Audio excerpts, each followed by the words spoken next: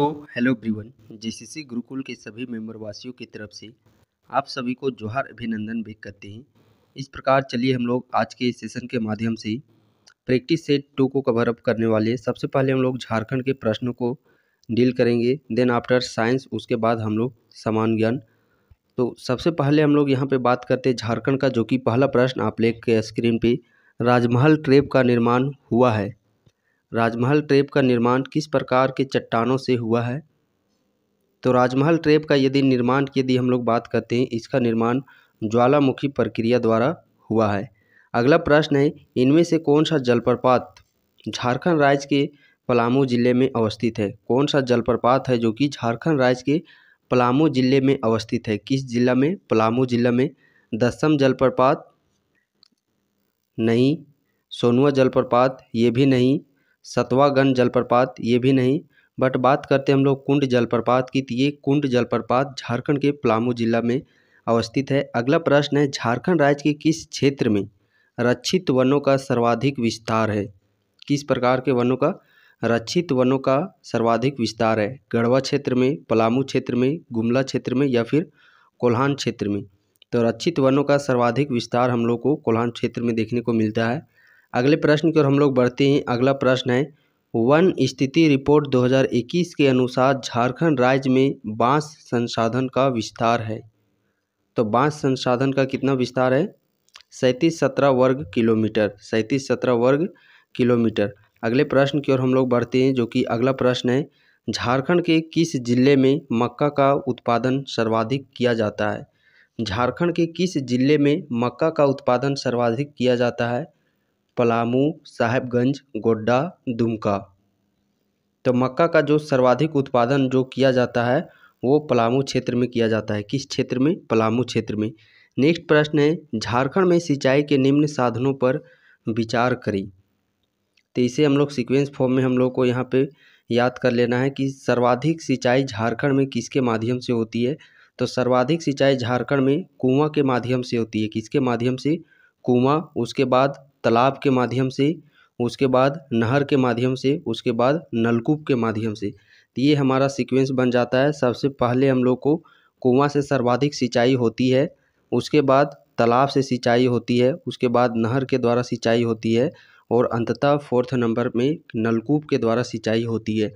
और ये भी किन किन जिलों में नलकूप, किन जिलों में नहर और किस जिले में कुआं और तालाब से सर्वाधिक सिंचाई होती है, ये भी प्रश्न के तौर पर पूछा जाता है, जो कि पहले प्रैक्टिस सेट में ऑलरेडी आप लोग को इसे एक याद करने के तौर पर, स्टोरी के तौर पर भी आप लोग को ट्रिक बेस याद करवाया गया था। आई होप सो कि आप लोग को वो चीज़ याद होगा। कुआं से सर्वाधिक सिंचाई गुमला जिले में। कुआं से पानी निकाल करके रखना कहाँ पे है? तो कुआं से पानी निकाल करके गमला में रखना है, तो गमला से गुमला लिंक कर लेना है। उसके बाद हम लोग तालाब देखे थे, तो अधिकांश तालाब घरों के किनारे बनाए जाते हैं। तो अधिकांश जो तालाब है घर के किनारे, घर मीन्स देवघर, तो देवघर में सर्वाधिक सिंचाई तालाब के माध्यम से। तीसरा है नहर। नहर में पानी पीने के लिए कौन आता है? सिंह, सिंह, राज, शेर। तो सिंह राज से याद कर लेना है सिंहभूम। नलकूप से सर्वाधिक सिंचाई लोहरदगा जिले में। नलकूप किस धातु का बना होता है? तो लोहा धातु का। तो नलकूप से को लिंक कर लेना है आप लोगों को लोहरदगा। यहाँ पे कूट भाषा में दिया गया है, तो हम लोग देखे थे सबसे पहले दूसरा जो कि कुआं, उसके बाद हम लोगों ने देखा पहले कुआं है, उसके बाद तालाब, उसके बाद नहर और अंत में नलकूप, जो कि ऑप्शन नंबर हम लोग को सी में देखने को मिल रहा है। अगले प्रश्न की ओर हम लोग बढ़ते हैं, जो कि अगला प्रश्न है, झार पार्क के तहत शामिल निम्न में से कौन सा पार्क रांची में अवस्थित नहीं है? इनमें से कौन सा पार्क है जो कि वो रांची में अवस्थित नहीं है? सिद्धू कान्हू पार्क अवस्थित है। बिरसा मुंडा जैविक उद्यान ये भी रांची में है। ऑक्सीजन पार्क ये भी रांची में है। बट यहाँ पे अम्बेडकर पार्क की यदि हम लोग बात करते हैं, तो ये अम्बेडकर पार्क रांची में अवस्थित नहीं है। अगले प्रश्न की ओर हम लोग बढ़ते हैं। अगला प्रश्न है, निम्न में से कौन सा पुरातात्विक अवशेष इसको हजारीबाग से प्राप्त नहीं हुआ है? इनमें से कौन सा जो पुरातात्विक अवशेष है वो हजारीबाग इसको से प्राप्त नहीं हुआ है? इस प्रकार हम लोग चलिए देखते हैं। पहला खुला सूर्य मंदिर, ये तो प्राप्त हुआ है, चलिए ठीक है। बड़े पत्थरों का आदि मानव द्वारा निर्मित चित्र, ये भी प्राप्त हुआ है। शैल चित्र दीर्घा, ये भी प्राप्त हुआ है। बट कब्रगाह के अवशेष ये इसको हजारीबाग से प्राप्त नहीं हुए हैं। अगले प्रश्न की ओर हम लोग बढ़ते हैं। किस ग्रंथ में झारखंड का उल्लेख पुंड्र नाम से किया गया है? किस ग्रंथ में झारखंड का उल्लेख पुंड्र नाम से किया गया है? वायु पुराण, भगवत पुराण, ऐतरेय ब्राह्मण या फिर विष्णु पुराण? तो पुंड्र नाम से संबोधित किया गया है ऐतरेय ब्राह्मण में।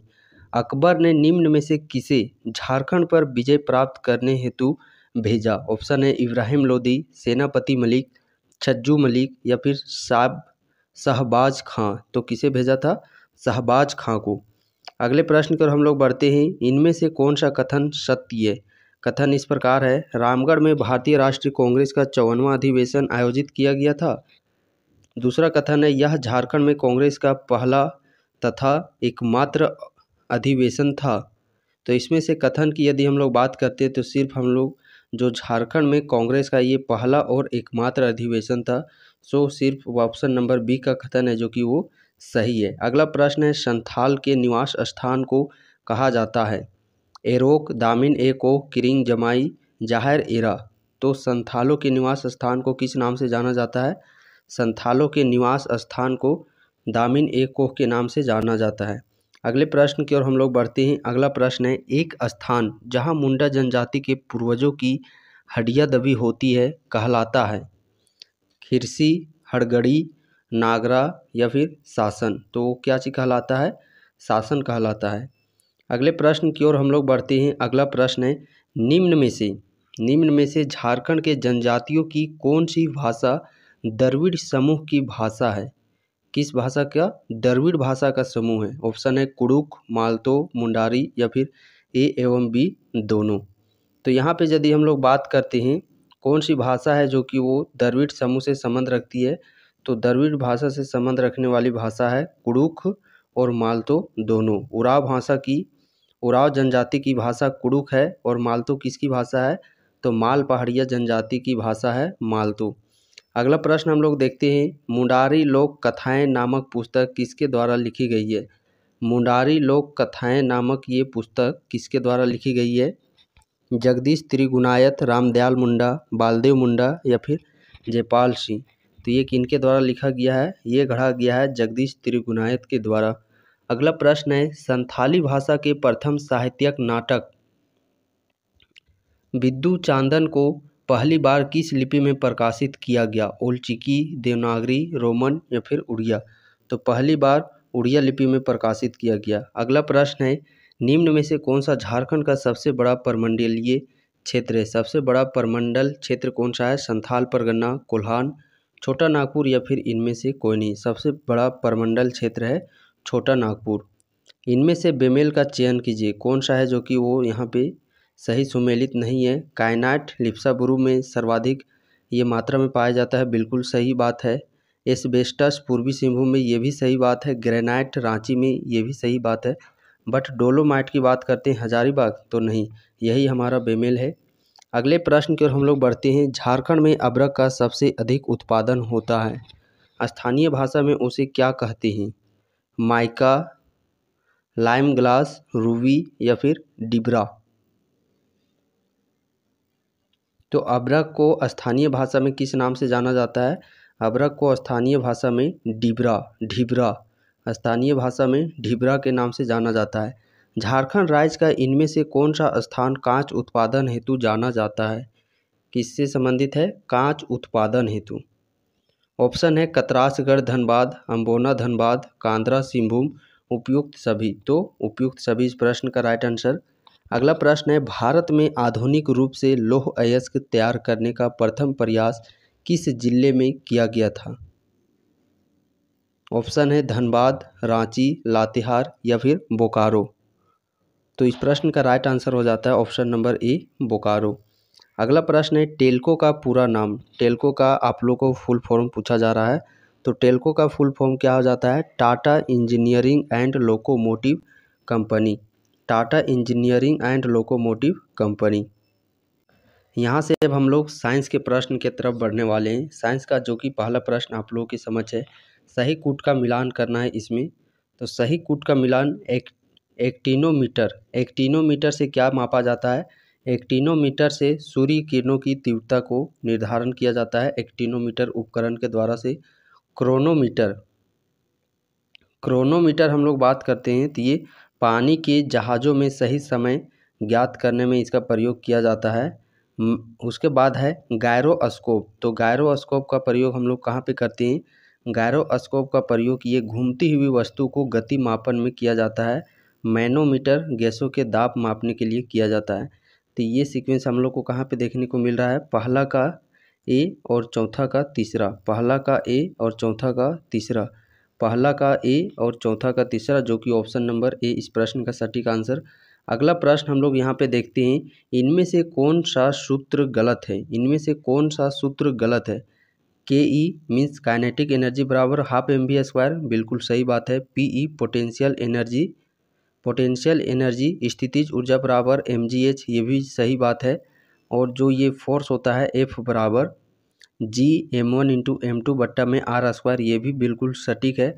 बट यहाँ पे काइनेटिक एनर्जी गतिज ऊर्जा जब मोमेंटम के केस में मोमेंटम से रिलेशन में पूछा जाता है तो पी स्क्वायर बट्टा एम होता है, नहीं, क्या होता है इसका रिलेशन? पी स्क्वायर बट्टा में 2m। तो यहाँ पे सिर्फ मल्टीपल में 2 हो जाता तब ये सही होता। बट यहाँ पे गलत सूत्र छांटने को बोला है तो ऑप्शन नंबर डी वाला ही है गलत सूत्र। सही सूत्र क्या हो जाएगा? K is equal to P square बट्टा में 2m। अगले प्रश्न की ओर हम लोग बढ़ते हैं। अगला प्रश्न है, सरल आवर्त गति में वस्तु के मध्यमान स्थिति से गुजरते समय के लिए कौन सा कथन सत्य है? उस पर कोई बल कार्य नहीं करता है, उसका त्वरण शून्य होता है। तो इसमें से कौन सा कथन सत्य है? तो कथन की बात करते हैं तो यहाँ पे हम लोग को दोनों कथन सत्य देखने को मिलते हैं। अगला प्रश्न की ओर हम लोग बढ़ते हैं। अगला प्रश्न है, निम्न में से किस प्रक्रिया के कारण मिट्टी के घड़े में पानी ठंडा रहता है? संघनन, ऊर्ध्वापातन, वाष्पीकरण, उपरोक्त में से कोई नहीं। तो घड़े का पानी ठंडा रहने का इसका जो मुख्य कारण होता है वह होता है वाष्पीकरण। अगला प्रश्न है, जल के अपघटन से कौन सी ऊर्जा निकलती है? प्रकाश, ध्वनि, एसिड या फिर ताप? तो जल के अपघटन से कौन सी ऊर्जा निकलती है? ताप, टेम्परेचर ऊर्जा निकलती है। अगले प्रश्न की ओर हम लोग बढ़ते हैं। तो स्टेनलेस स्टील में कितना प्रतिशत क्रोमियम मौजूद होता है? 5%, 10%, 12% या फिर 15%? तो स्टेनलेस स्टील में जो क्रोमियम है वो 15% उपस्थित होता है। नेक्स्ट प्रश्न है, निम्न में से कौन सी गैस का प्रयोग आंसू गैस में होता है? कौन सा गैस में? आंसू गैस में, आंसू गैस जिसे हम लोग कहते हैं। तो हाइड्रोजन, सल्फर ऑक्साइड, क्लोरीन या फिर अमोनियम, NH3, ये अमोनियम। तो आंसू गैस में किस गैस का प्रयोग होता है? अमोनिया का, NH3 का। अमोनिया गैस आप लोग सुगंध गंध इसका देखेंगे, जो बाथरूम से आप लोग का गंध देखने को मिलता है वो अमोनिया गैस ही होता है। अगला प्रश्न है, निम्न में से कौन सी, ये तो हो गया, निम्न में से किसमें ऑक्सीजन अनुपस्थित होता है? ऑक्सीजन किसमें अनुपस्थित है? केरोसिन में, सीसा में, सीमेंट में या फिर मिट्टी में? तो ऑक्सीजन जो अनुपस्थित होता है वो केरोसिन में अनुपस्थित होता है। अगला प्रश्न है, निम्नलिखित में से कौन सा एक मछली का जाति नहीं है? सच्ची मछली नहीं है। स्टार फिश, ये तो है मछली। जेली फिश, ये भी है। हैग फिश, ये भी है। बट सी हॉर्स की बात करते हैं तो ये सच्ची मछली यहाँ पे नहीं है। अगला प्रश्न जो कि मैच द फॉलोइंग से रिलेटेड आप लोगों का प्रश्न पूछा गया है। यहाँ पे चलिए देखिए, हम लोग सबसे पहले जो सबसे आसान है उसको हम लोग यहाँ पे देखते हैं। तो सबसे पहले यदि हम लोग यहाँ पे जिक्र करते हैं, पहला जो TSH ये हार्मोन है, ये किस ग्रंथि से स्रावित होता है? तो ये जो ग्रंथि है TSH ये आप लोग का पीयूष ग्रंथि से होता है स्रावित। उसके बाद हम लोग बात करते हैं कैल्सीटोनिन का। तो कैल्सीटोनिन जो कि प्राउटो ग्रंथि से स्रावित होता है। लिंग हार्मोन ये कहाँ से स्रावित होता है? लिंग हार्मोन ये आप लोगों का अधिवृक्क से स्रावित होता है। और प्रोजेस्टेरोन ये जनन ग्रंथि है। तो ये हम लोग चलिए देखते हैं, पहला का दूसरा और बी का तीसरा, पहला का दूसरा बी का तीसरा, पहला का दूसरा बी का तीसरा, जो कि ऑप्शन नंबर सी में। अगला प्रश्न है, कोबाल्ट एक सामान्यतः विकिरण उपचार है। कोबाल्ट 60 एक सामान्यतः विकिरण उपचार है जिसमें किस किरण का प्रयोग होता है? अल्फा किरण, बीटा किरण, गामा किरण या फिर एक्स रे। तो कोबाल्ट 60 में किस किरण का प्रयोग किया जाता है? कोबाल्ट 60 में गामा किरण का प्रयुक्त होता है। अगले प्रश्न के हम लोग बढ़ते हैं, इनमें से कौन सा कथन सत्य है? हरी सब्जियों में लौह खनिज उपस्थित नहीं होता है। हरी सब्जियों में कैल्शियम उपस्थित नहीं होता है। तो यहाँ पे बिल्कुल सही बात है, दोनों कथन यहाँ पे सत्य है। हरी सब्जियों में लौह खनिज उपस्थित नहीं होता है और हरी सब्जियों में कैल्शियम उपस्थित नहीं होता है। यानी कि यहाँ पे बिल्कुल दोनों कथन है जो कि यहाँ पे आप लोग को असत्य है, माफ़ कीजिएगा, यहाँ पे असत्य बोला गया है कि कौन सा कथन गलत है। तो हरी सब्जियों में लौह अयस्क उपस्थित नहीं होता है, यहाँ पे तो ये रोंग बता रहा है। हरी सब्जियों में ही तो खनिज उपस्थित होता है, लौह खनिज, और हरी सब्जियों में ही कैल्शियम उपस्थित होता है, बट दोनों नहीं है और असत्य बोला गया है। तो दोनों यहाँ पे बात है जो कि वो असत्य बात बोल रहा है। अगले प्रश्न के हम लोग बढ़ते हैं। अगला प्रश्न है, मानव शरीर में कितनी जोड़ी पसलियाँ होती है? 12, 10, 14, 11। तो मानव शरीर में पसलियों की जोड़ी संख्या बात करते हैं 12 जोड़ी। निम्न में से हृदय कब विराम लेता है? कभी नहीं, सोते समय, दो धड़कनों के बीच, योगा के समय। तो हृदय है जो कि वो कब विराम लेता है? तो दो धड़कनों के बीच में कुछ अंशकालिक समय के लिए वो विराम लेता है। अब हम लोग समान अध्ययन समान ज्ञान के प्रश्न की ओर बढ़ते हैं। पहला प्रश्न है, अष्टदिग्गज किस राजा से संबंधित थे? अष्टदिग्गज किस राजा से संबंधित थे? शिवाजी, कृष्णदेव राय, यशोवर्मन, राजेंद्र प्रथम। तो अष्टदिग्गज किससे संबंधित रखते हैं? अष्टदिग्गज कृष्णदेव राय से संबंधित रखते थे। अगला प्रश्न है, इनमें से कौन सा कथन सत्य है? कथन जो कि यहाँ पे आप लोग को सत्य छांटना है। पहला कथन है, इंदिरा पॉइंट दक्षिणी अंडमान द्वीप में स्थित है। दूसरा कथन है, सैंडल पीक वृहद अंडमान द्वीप में अवस्थित है। तो सत्य कथन पूछा गया है, तो इनमें से कोई सा भी कथन है जो कि वो सत्य नहीं है। अगला प्रश्न है, रेड डाटा बुक प्रकाशित किया जाता है। रेड डाटा बुक किसके द्वारा प्रकाशित किया जाता है? तो इसमें जो विलुप्त प्रजाति जो पक्षियाँ होती है उसको रेड बुक डाटा में शामिल किया जाता है और ये प्रकाशित किया जाता है IUCN द्वारा। हिमाचल प्रदेश में स्थित दर्रा, हिमाचल प्रदेश में कौन सा दर्रा अवस्थित है यहाँ पे? तो हिमाचल प्रदेश के रिगार्डिंग आप लोग को यहाँ पे एक ट्रिक बताया जा रहा है, इस ट्रिक को याद रखिएगा। तो हिमाचल प्रदेश में जितनी सारी दर्राएँ हैं वो सारी दर्रों का नाम आप लोग को इसी ट्रिक से याद हो जाएगा। ट्रिक याद कर लेना है, हिम बरोसी। ट्रिक क्या चीज़ है? हिम बरोसी। हिम से हिमाचल प्रदेश, बा से बाड़ा लाचा दर्रा, रो से रोहतांग दर्रा और सी से सिपकिला दर्रा। तो हिमाचल प्रदेश में मुख्यतः 3 दर्रे के नाम याद कर लेना है, बाड़ा लाचा दर्रा, रोहतांग दर्रा और सिपकिला दर्रा। हिम बरोसी। तो यहाँ पे ऑप्शन के अकॉर्डिंग देखा जाए तो इनमें से कौन सा ऑप्शन है जो कि आप लोग को देखने को मिल रहा है?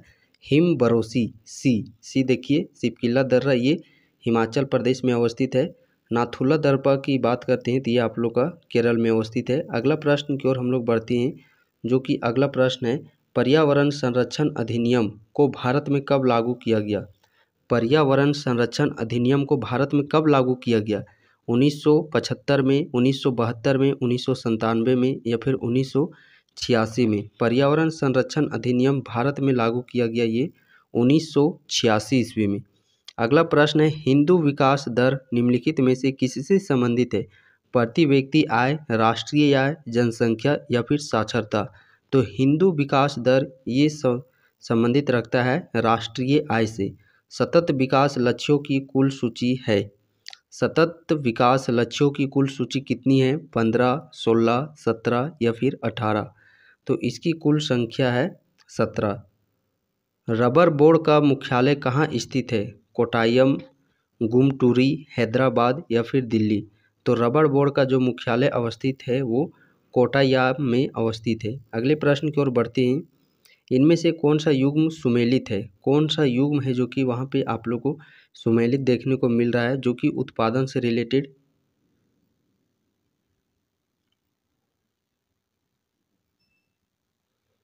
तो यहाँ पे हम लोग बात करते हैं भूरी क्रांति, ये आलू उत्पादन से संबंधित रखता है? नहीं। गोल क्रांति अंडा उत्पादन से संबंधित रखता है? नहीं।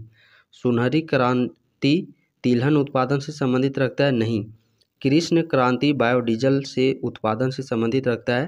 तो ये बिल्कुल सही बात है। कृष्ण जो क्रांति है ये बायोडीजल उत्पादन से संबंधित रखता है। बेमेल का यहाँ पे चयन करना है, जो कि रॉन्ग स्टेटमेंट है उसका चयन करना है। इडुक्की परियोजना पेरियार नदी पर है, बिल्कुल सही बात है। तिलैया परियोजना बराकर नदी, बिल्कुल सही बात है। माता टीला परियोजना बेतवा नदी, ये भी बिल्कुल सही बात है। बट दुलहस्ती परियोजना ये सतलज नदी पर है? नहीं, यही हमारा बेमेल देखने को मिल रहा है, दुलहस्ती जो कि यहाँ पे नहीं अवस्थित है। अगले प्रश्न की ओर हम लोग बढ़ते हैं, जो कि अगला प्रश्न है, भारतीय संविधान के बारे में कौन सा कथन असत्य है? कौन सा कथन असत्य? यहाँ पे देखिए रॉन्ग स्टेटमेंट छांटने को बोला गया है। तो यहाँ पे पहले हम लोग देखते हैं, इसमें मूलतः 8 अनुसूची शामिल थे, यानी कि प्रारंभ में 8 अनुसूचियाँ थी, बिल्कुल सही बात है।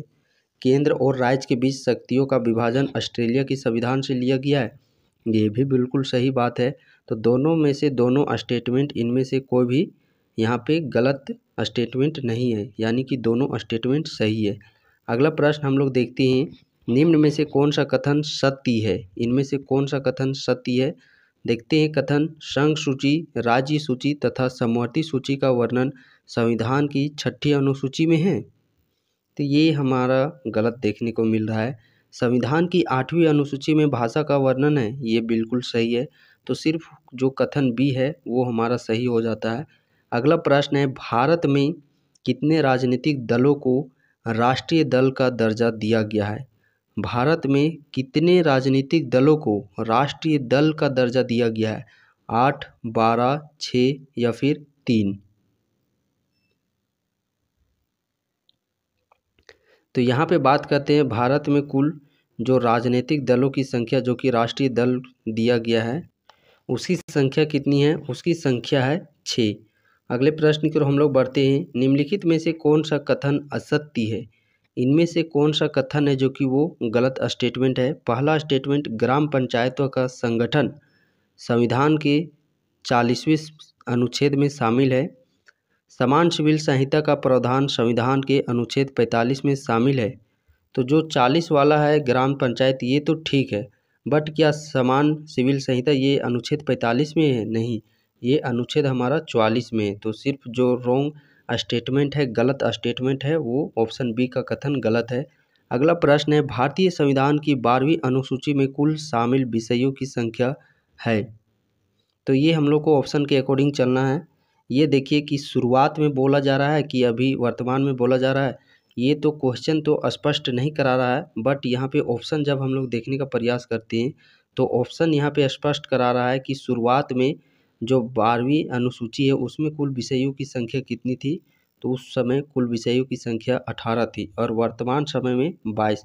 यदि ऑप्शन में 22 रहता और 18 नहीं रहता तब हम लोग फिर 22 को टिक आउट करते।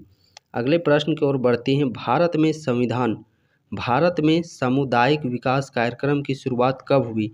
1 अप्रैल 1950, 2 अक्टूबर 1950, 2 अक्टूबर 1952, 1 अप्रैल 1952। तो भारत में सामुदायिक विकास कार्यक्रम की शुरुआत ये कब से हुई? ये हुआ है 2 अक्टूबर 1952 ईस्वी से। अगले प्रश्न की ओर हम लोग बढ़ते हैं, भारत में पंचवर्षीय योजना की शुरुआत किस देश से प्रेरित होकर की गई है? ब्रिटेन, अमेरिका, चीन या फिर सोवियत रूस से? पंचवर्षीय योजना की शुरुआत ये किस देश से लिया गया है? पंचवर्षीय योजना का शुरुआत ये सोवियत रूस से लिया गया है। कहाँ से? सोवियत रूस से लिया गया है। आप लोगों से मैं एक परमिशन चाहता था, परमिशन वो बात मैं आप लोगों के समक्ष में रखता हूँ। क्या आप लोग का ये जो प्रैक्टिस सेट पेपर 3 का जो प्रैक्टिस सेट है, ये एक दिन में 2 प्रैक्टिस सेट आप लोग का प्रोवाइड किया जाए या फिर एक ही प्रैक्टिस सेट? यदि जिस प्रकार का आप लोगों का जो भी फीडबैक देखने को मिलेगा, यदि आप कमेंट सेक्शन में आप मांग करते हैं कि 2 प्रैक्टिस सेट, एक हम लोग को मॉर्निंग में दिया जाए और एक हम लोग को नाइट में 7 PM में और एक हम लोग को सुबह में 6-7 बजे सुबह ही एक प्रैक्टिस सेट दिया जाए और एक साथ में, तो आप कमेंट सेक्शन में कमेंट कर सकते हैं कि आप लोग को 2 प्रैक्टिस सेट चाहिए या फिर एक प्रैक्टिस सेट। उसके अकॉर्डिंग हम आप लोग को प्रैक्टिस सेट इस चैनल प्लेटफॉर्म के माध्यम से आप लोग को प्रोवाइड करने का काम करेंगे। तो आप हो सके तो ज़रूर आप इस वीडियो के अंत में कमेंट सेक्शन में आप लोग कमेंट करके ज़रूर जाइएगा आज के इस वीडियो में कि डेली 2 प्रैक्टिस सेट चाहिए या फिर डेली 1 प्रैक्टिस सेट से ही आप लोग का चल जाएगा।